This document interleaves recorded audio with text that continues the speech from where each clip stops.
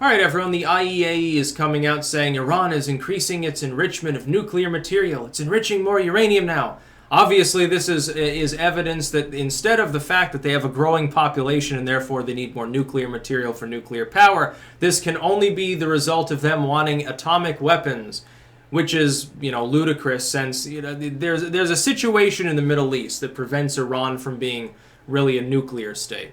If they were ever to develop rudimentary nuclear weapons, we're talking, and they would have to do this first, rudimentary like a 10 kiloton atomic bomb or something. Something that has to be dropped from a plane.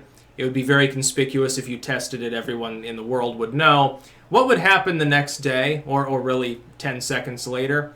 Israel would scramble some jets and ready some ICBMs, and it would flatten everything in Iran. And there would be no survivors. The entire country would be completely gone. Other parts of the Middle East would probably get targeted too, a la the Samson option. So I don't see what we're worried about. I don't sit there. I'm not one of these these weird neocons. They're always like, well, Iran this, Iran that. Even Trump's a little bit like this sometime. Well, Iran is a great threat. They're going to develop nuclear weapons. We have been told since the 1990s that they had an active nuclear program. You'd think by now they would have figured out how to put it together. Because it didn't take North Korea that long. Clinton gives them nuclear materials. Less than a decade later, they test their first atomic weapon. The first one fails. The standard explosive works. I guess the fission didn't happen, and so probably that was a big problem. They had to drill another tunnel. And then they put in another one, like a year later. They blow it up, and it works just fine. It gave them like 5-6 kilotons of yield. So you're telling me that Iran, that has the explicit... So here's the thing. Here's the funny part. If you look at the United States, Russia, and China, we all have our sort of rogue vassals, as it were. We've got Israel, China has North Korea, and the former Soviet Union, Russia, basically Putin, they have Iran. Which one's the weakest? It's definitely the Russians' vassal. Iran is definitely the weakest. They've got some good intermediate range ballistic missiles. It's not that they don't have a good military capability like on the ground, but they don't have nukes. They have a nuclear program, supposedly, but after 30 years of nonstop operation, it has done jack shit. It didn't take North Korea long. Israel was a nuclear state in the 1980s. They already had multi-stage nuclear weapons by 84 or 85, thereabouts.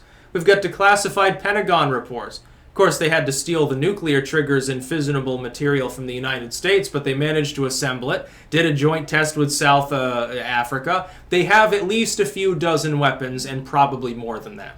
Their stockpile is at least almost on par with any of the secondary nuclear states. It's closer to Pakistan or something, but that's enough to destroy Iran.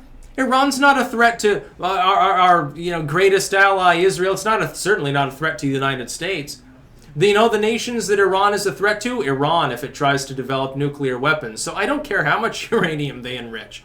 I don't care if they have a mountain of uranium. They haven't developed an atomic weapon. They're not going to be able to actually deploy such a thing unless they test it anyway. Don't you think that people are going to notice them testing an atomic weapon? Just from the seismographs that are probably located all around their borders, we'll know within 10 seconds if they test an atomic weapon. I'm not going to sit there and lose sleep over Iran.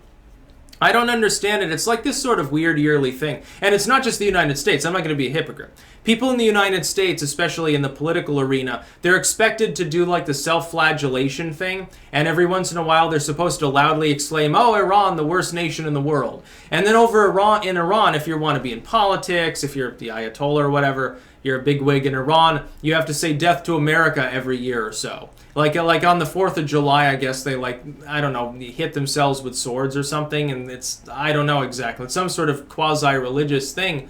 I'm being slightly tongue-in-cheek. I know about the never mind. I'm not going to get into that for PC reasons. But it's sort of this weird ritual, and the people in the United States are supposed to say, like, oh, those evil Iranians, they're trying to destroy the world, like they're a doomsday cult or some stupid shit. It's like, you realize how long Persia's been around, correct? Iran being basically the same thing. You realize how long they've been around, yeah? They're not suicidal.